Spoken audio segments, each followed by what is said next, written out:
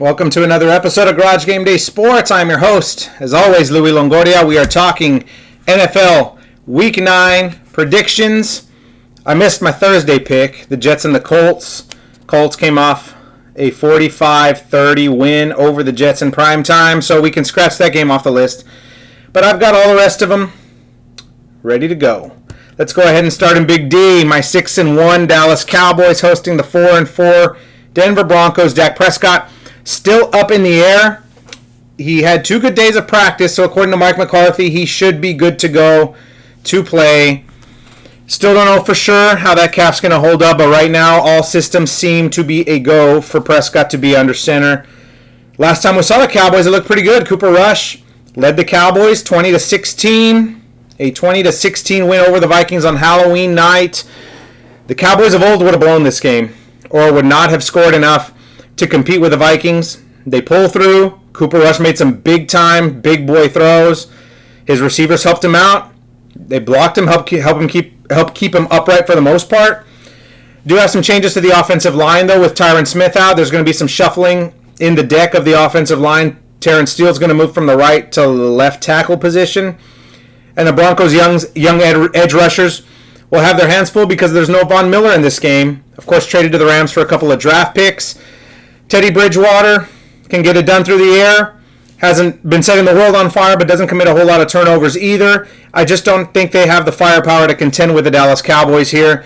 Cowboys too much on the offensive side of the ball, and I think they restart their streak of generating a turnover. I think they get at least one off Teddy. They win their 7th straight game and expand their lead in the NFC East. I've got Cowboys 28-17. 4-4 Browns at the 5-3 Bengals. Browns kind of in panic mode right now with the OBJ drama, the controversy. Beckham to be released from the Browns. You've got Baker's fractured left shoulder. Both of their starting tackles are down due to injury. And the Bengals trying to rebound from a horrible loss to the Jets of all teams at 34-31. Loss to the Jets. Joe Burrow still lit it up with 3 touchdowns, but they want to take that bad taste out of their mouth. I think they do that. I think Cleveland's woes are continuing right now. I think they're trending in the wrong direction. The Bengals, despite that loss, looked good. They waxed the Ravens a couple weeks ago. I think they get back on track. I got Bengals 27, Browns 21. This one, boy, the stink bowl of all stink bowls. 1-7, Houston at 1-7, Miami. Somebody's got to win this game. Miami winless at home, Houston winless on the road. Something's got to give. Tyrod Taylor looks to be coming back for the Texans. Tua's got to play better for the Dolphins. They got to generate big plays. You've got Houston, who had 8 points across 11 quarters before that 22-point garbage time outburst against the Rams. So they're offensively challenged, to say the least. These are just 2 bad teams. They unfortunately are probably going to score a lot of points because the defenses aren't that great either. I think Tua's going to play better and is actually going to put up decent numbers, but nobody's going to care because it's the Houston Texans. I've got the Dolphins winning this game. Indy Suckfest. The Dolphins winning 31-27, sending the Texans to 1-8. The 3-4 Falcons heading to New Orleans to take on the 5-2 Saints. No Jameis Winston. Taysom Hill coming back from injury, but Trevor Siemian looks to be still to the rescue. He looks to get the starting job and the nod for the starting quarterback position in this game. The Winston-less Saints were able to find a way over the Buccaneers last week, but the Falcons could only muster 13 points against Carolina. They hope to reverse their fortunes. Kyle Pitts, one of the lone bright spots of that Atlanta offense, but he's been struggling as of late. They certainly want to try and turn that around. Falcons, the only wins they've had over both New York teams, the Jets, the Giants, and also the 1-7 Dolphins, who we just talked about. I just think the Saints got too much going on. They're at home. Atlanta's offense looks putrid right now. I got the Saints 24-20. They pick up another W and stay in the wild card hunt. 5-2 Vegas at the 2-6 Giants. This is going to be a tough one for Raiders fans. You know, we all know the unfortunate story and the incident what happened with the young woman in the Henry Ruggs accident and the aftermath. You know, Ruggs obviously released as he should have been and all that. Derek Carr took this news very hard. We'll see how he handles the game, you know, as the Raiders quarterback. If he's focused, he can do a lot of damage. You know, he's in the MVP consideration. he's in the MVP hunt and should at least garner consideration at this time. The Giants are just ravaged by injuries right now, as well as the COVID bug. Saquon Barkley and their top 3 wide receivers were all labeled inactive last week. And with COVID-19 running rampant through that locker room, that may cause even further issues. I think Derek Carr and Zay Jones, though, have a huge game. Zay Jones going to have to step up at that wide receiver position. I think they do that, and I think the Raiders beat up on the G-Men today. I got Vegas 28-20. 4-4 New England at 4-4 Carolina. 2 teams struggling to stay afloat and to throw their hat into the wild card mix. Patriots coming off that tough road win over the Chargers. That was pretty impressive. LA had been playing pretty well as of late. Justin Herbert, garnering MVP considerations. Well, the Patriots went in there, got things done. Carolina picked up a win over the lowly Falcons, which isn't saying a whole lot. This was supposed to be Cam Newton's homecoming, but, Mac Jones been taking over for New England. He's been playing very well, 9 touchdowns on the year. He just sees the range. He's just playing really good ball right now. P.J. Walker looks to be getting the start for Carolina. Played under Matt Rule at Temple, so familiar with his old head coach. And getting the nod with Sam Darnold still in concussion protocol. But give me Belichick, Mac, and the Patriots to get things done. I think they get the win. They stay alive, in the wild card hunt. It's still early, but never count out Bill Belichick on the road. I got to go Patriots here in a tight one, 20-17. The 5-6 Buffalo Bills taking on the 1-6 Jacksonville Jaguars, another team that is offensively starved, against a Bills team with Josh Allen and that dangerous Bills offense. This one's going to get ugly, folks. Bills coming off that 15-point win over the Dolphins. Jacksonville gave up 31 to the Geno Smith-led Seattle Seahawks. This is a complete mismatch. Let's just move on from this game. The Bills by a lot. 31-13. We'll go with that. 3-4 Minnesota taking on 5-2 Baltimore. The last time these two tangled in Baltimore, there were 5 touchdowns in the last 2 minutes of the game. But it was back in 2013, and a lot of these guys, if not all of them, were not with these two teams. Ravens had a bye week, but before that got roasted by the Bengals for 41 points, and the Vikings lost that thriller of a Sunday night game to my Cowboys, 20-16. So both teams wanting to bounce back and get a W in the win column. I think the Ravens just a little bit better right now, and I like them at home. 11 wins in a row over NFC opposition. I think they extend that streak to 12 over the Vikings. I just don't trust the Viking offense. 19 or less points in three of their last 4 games. You got Lamar Jackson, of course, dual threat quarterback for the Ravens. He just makes plays with his arms and legs, and they need a win to keep pace with the Bengals in the AFC North. I got the Ravens by a touchdown, 31-24. Book it.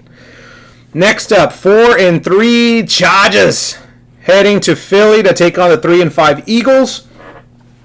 Eagles coach Nick Sirianni taking on his former team. Chargers coming off that close home loss to the Patriots we just mentioned, while the Eagles pounced on the Lions and dropped 44 on the winless Lions. And that's right, I took a shot at both the Lions and my division rival Eagles for beating up on such a winless and pathetic team. I just trust Justin Herbert and that offense more. I mean, I know Jalen Hurts can make plays with his arms, with his legs, and they still got some key players on offense, Miles Sanders and those guys, but the Chargers just can't let that Wild West get away from them. You know, you're always going to have the Chiefs hovering. Denver's playing at least 500 ball, and you got the Raiders leading the division right now.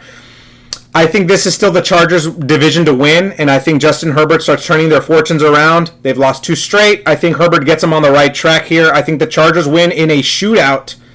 Quarterback duel could be a sleeper game of the weekend. Chargers 34, Eagles 30.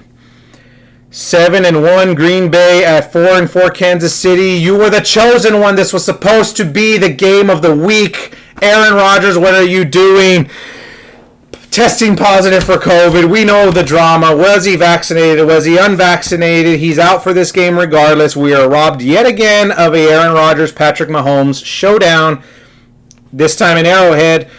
No Rodgers, this team is going to look drastically different. Even with Jordan Love, you know, if he can have somewhat of a Mike White type game and really ball out, I just don't see it happening. I don't see him coming in and just hanging with this Chiefs offense. They're just too talented at all the skill positions. Green Bay pulled together that big win. You know, they didn't have Alan Lazard. They didn't have Devontae Adams. They were able to end Arizona's undefeated streak. this is just a different challenge. It's another road game, but it's at Arrowhead. Arrowhead's just a crazy place to play. You're without your fearless leader, Aaron Rodgers. We all know what Green Bay looks like without Rodgers. They look like a fish out of water.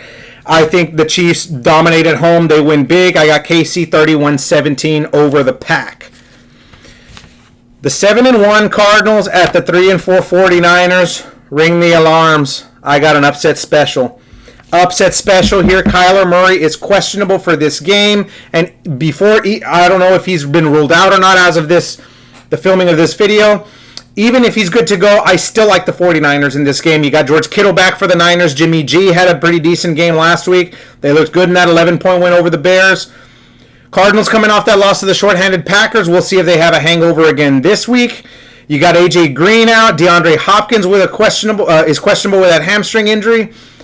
The 49ers at home hasn't really been all that kind to them, I think. But with Jimmy G and George Kittle back, the health of the Cardinals, I just like the 49ers to take this division game and to give it back to the Cardinals, the loss the Cardinals dealt the Niners earlier in the year. I got the 49ers upset special, baby. Book it. 24-21 Niners.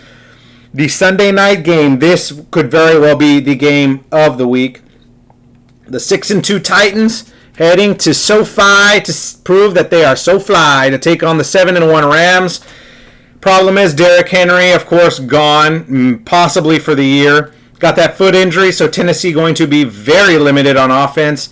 They're going to have to rely on Ryan Tannehill in that offense to get it going. But Matthew Stafford's just on fire. That Rams team just looks deadly on both sides. Now they got Von Miller in the trade with the Broncos. The rich get richer on defense. Stafford has all his weapons on offense. Donald, Floyd, Miller, they can all get after the quarterback. They can zero in on Tannehill without any regard for Derrick Henry because he will, of course, not be there. I look for them to bring the heat early and often, force Tannehill to beat him through the air, which he very well could. But if you're the Rams, you're licking your chops at this type of matchup. I just like the Rams on both sides of the ball. They're at home. Tennessee's somewhat of a cross-country trip here. I like the Rams by double digits, 30-20. We close with a Monday night game, the 3-5 Bears, heading to Pittsburgh to take on the 4-3 Steelers. Bears coming off that 11-point loss to the Niners, 33-22. The Steelers caught the Browns in the prime of their free fall mode, 15-10 over the wildly inconsistent Browns right now, going through all sorts of drama. Steelers have won 3 games in a row. Big Ben turnover free in those games. That is the key. Big Ben not turning the ball over. And I don't think he does it today. And if he does, he may turn the ball over once. But I think that offense gets it done over Chicago. The growing pains with Chicago and Justin Fields. It's another tough road test. They got to go to Pittsburgh. Tough place to play. Pittsburgh hasn't been blowing away people on offense, but the defenses look stout, and they force turnovers. I just think they're going to have a field day on Justin Fields, no pun intended. And I just think Pittsburgh gets it done at home in an ugly game, 20-16 Steelers. That is my Week 9 breakdown. That'll do it, folks. Louis Longoria with Garage Game Day Sports, covering Week 9 of the NFL season. My predictions. Feel free to like, comment, subscribe down below on YouTube. Follow us at Game Day Garage. That'll do it.